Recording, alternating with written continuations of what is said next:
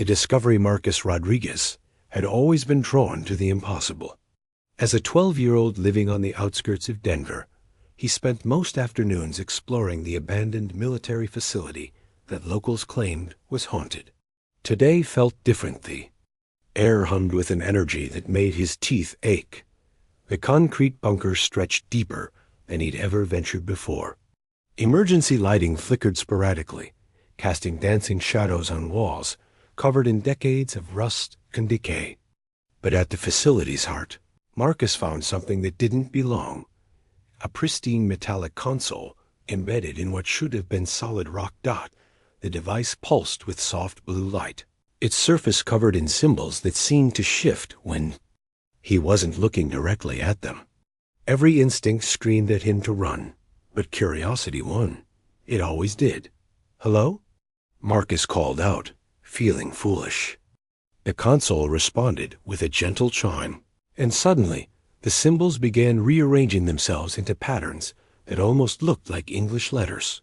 "Greetings, young human. We have been waiting." Marcus stumbled backward, his heart hammering. Who's we? What is this thing? The text shifted again. This unit is a quantum interface, designed to evaluate species readiness for galactic integration. You have been selected for preliminary assessment. Selected how? I just wandered in here. Curiosity is the primary indicator of cognitive advancement. Your species has demonstrated sufficient technological progress to warrant evaluation. Please place your hand on the interface. A section of the console glowed brighter, clearly indicating where he should touch. Marcus hesitated. Every science fiction movie he'd ever watched said this was a terrible idea. But the machine had been waiting for him, or someone like him. What if this was humanity's chance at something bigger? He pressed his palm against the warm surface dot. The world exploded into sensation. Information flooded his mind star charts. Technological specifications, the rise and fall of civilizations across the galaxy. He saw worlds of crystal and liquid metal, beings of pure energy dancing between dimensions, and vast networks of species working together to build something magnificent. But he also saw the tests. Every species that encountered the quantum interfaces faced the same challenge: prove their worth or face extinction. The galaxy was full of failed civilizations that had been judged wanting. When the visions ended, Marcus found himself back in the bunker, but everything had changed. The console now displayed a countdown timer, 72 hours until the evaluation began. Congratulations, Marcus Rodriguez. You have been designated as humanity's first quantum herald. Your species will be tested in 3 standard galactic cycles. Preparation begins now. The weight of 8 billion lives settled on his 12-year-old shoulders. Whatever came next, humanity's survival depended on him being ready. The Awakening DR. James Mitchell had seen enough impossible things in his 30-year career with NASA to know when something was genuinely unprecedented. The readings from the Denver facility defied every law of physics he understood, but they were undeniably real. The energy output alone should have leveled half the city, he muttered, studying the data streams that had been flooding in for the past 6 hours. Instead, it's perfectly contained, almost surgical in its precision. General Patricia Vance stood beside him, her weathered face grim. What about the boy, Marcus? He single quotes S. changed, not physically, but cognitively. His brain scans show neural pathways that didn't exist yesterday.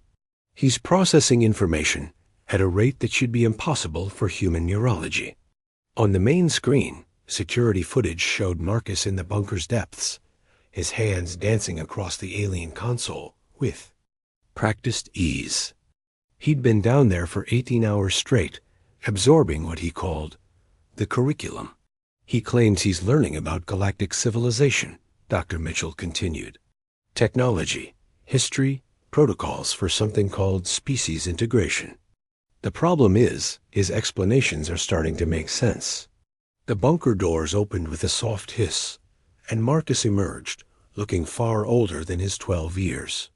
His eyes held depths that hadn't been there before, and when he spoke, his voice carried an authority that made hardened military officers listen. "We have 67 hours," he announced. "The collective will begin their evaluation of humanity's worthiness to join galactic civilization. 3 tests: technological innovation, cultural adaptation, and species unity." General Vance stepped forward. "What happens if we fail?" Marcus's expression darkened. "Civilizations that fail the evaluation are marked as incompatible with galactic stability. The collective has protocols for dealing with such species. Extinction? Quarantine at best. Most species prefer extinction to eternal isolation." Dr. Mitchell pulled up additional data. "The energy signatures we're detecting, they're not limited to this facility. Similar readings are appearing at 17 locations worldwide. Ancient sites mostly. Stonehenge, the pyramids, Easter Island. The network is activating," Marcus confirmed. "Each site will host a different aspect of the evaluation. We need to mobilize every resource we have: scientists, engineers, diplomats, soldiers. This isn't just about survival anymore. It's about proving that humanity deserves a place among the stars." His hand touched the console again, and holographic displays filled the bunker. Star maps, technological schematics, and most importantly, profiles of other species that had undergone the evaluation. Some had succeeded, thriving in the galactic community. Others had failed catastrophically. The collective values innovation above all else, Marcus explained. They've seen countless species develop along predictable paths. What they're looking for is something new, something that adds value to their civilization. General Vance nodded slowly. "And what do we have?" "That's new?" Marcus smiled for the first time since his transformation. "We have something no other species has ever possessed: the ability to unite despite our differences. Most civilizations that reach this level of technology are homogeneous single species. Single culture, single way of thinking. We're chaos.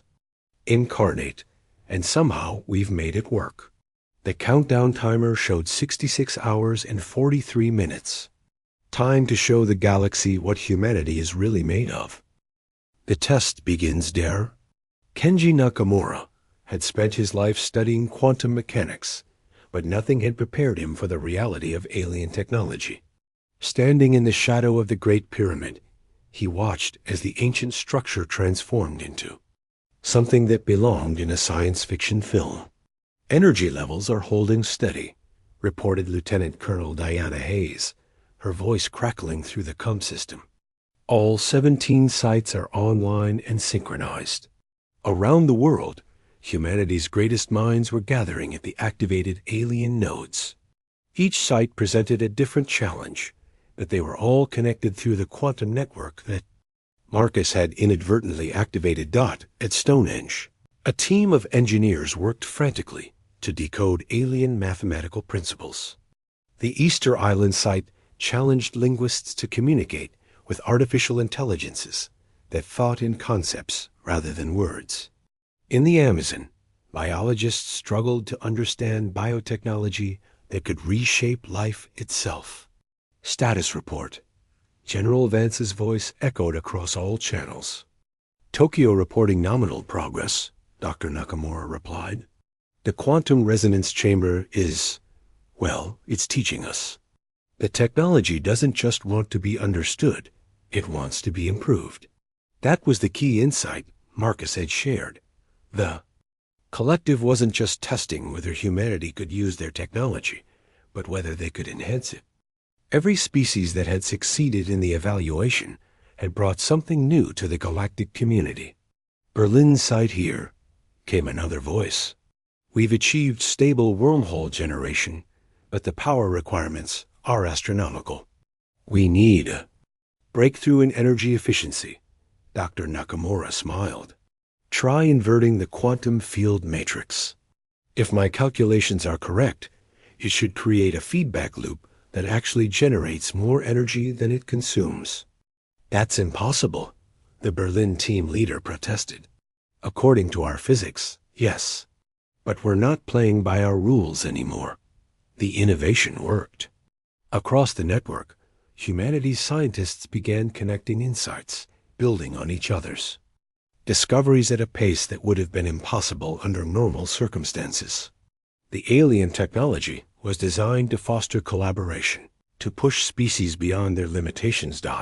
But the real test was just beginning. The sky above each site began to shimmer, and massive forms materialized in Earth's orbit. The collective had arrived for their evaluation. "Greetings, species human," a voice resonated from every active node simultaneously. "We are the Collective Evaluation Council. Your preliminary assessment has been ... intriguing." Marcus, now serving as humanity's primary liaison, stepped forward. "At the Denver site, we're honored by your presence. Humanity is ready for whatever tests you deem necessary. Your species exhibits unusual characteristics," the voice continued. "Remarkable diversity of thought, unprecedented cooperation despite fundamental differences, and most notably, the ability to improve upon our technology within hours of first contact." At the pyramid, Dr. Nakamura watched as his quantum modifications were analyzed by beings whose intelligence spanned multiple dimensions. The verdict came quickly. Humanity's alterations weren't just functional, they were revolutionary. However, the collective continued, innovation without wisdom is chaos.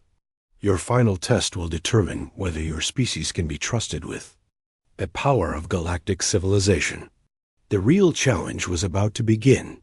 The Unity Protocol. Final test materialized as a massive structure in Earth's orbit, a crystalline construct, the size of Manhattan that pulsed with energy signatures, beyond human comprehension. Inside, representatives from every nation, every culture, every walk of life found themselves transported by technology that made teleportation seem mundane. President Maria Santos of Brazil stood beside Premier Chen Wei of China, their usual diplomatic tensions forgotten in the face of humanity's ultimate challenge. Military leaders shared space with artists, scientists with philosophers, children with elderly wisdom keepers. The Unity Protocol, Marcus explained to the assembled crowd, his voice carrying clearly through the vast chamber.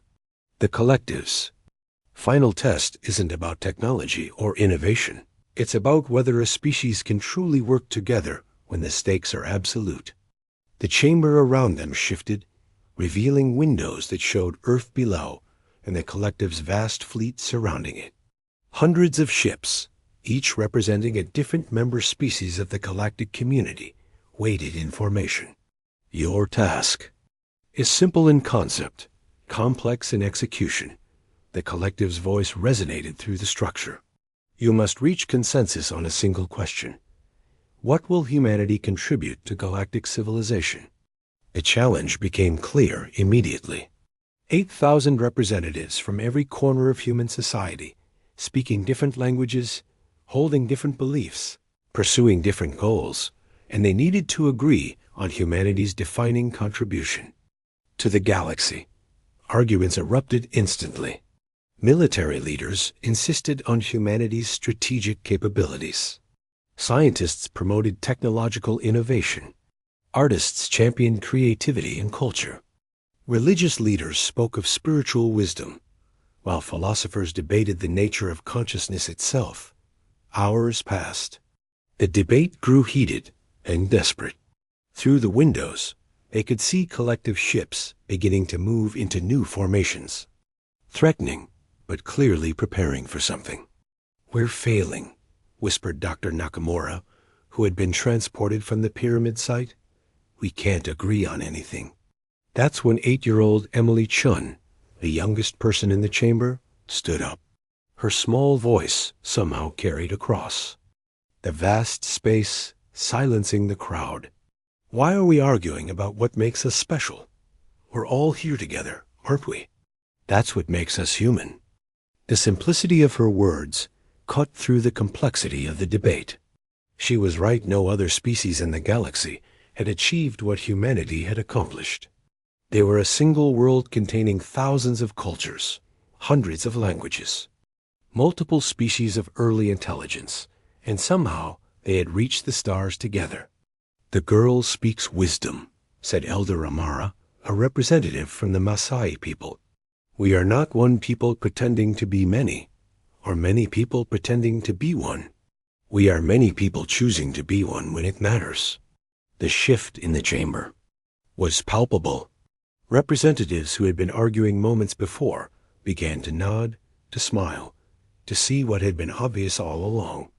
"Our contribution," Marcus said, his voice growing stronger, "is proof that diversity and unity aren't opposites. They're multipliers. Every species the collective has encountered has been homogeneous, single-minded, single-cultured, single-voiced. We're the first to reach this level of development while remaining beautifully, chaotically, productively different." The vote was unanimous, not because everyone agreed on everything, but because they agreed on the value of their disagreement. Collective's response was immediate and overwhelming.